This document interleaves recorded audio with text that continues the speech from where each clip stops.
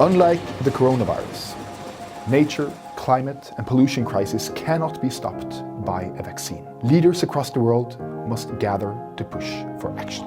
UNEA is a meeting place for the world's ministers of environment.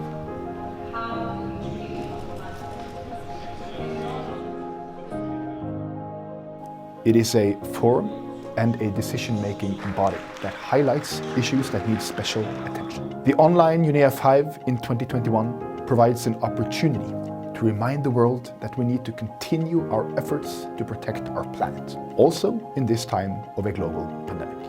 Working together enables us to be more ambitious than if we take action alone. A global transformation will be a challenging process, but will also offer many opportunities. The benefits of a low-emission development pathway will be far greater than the costs.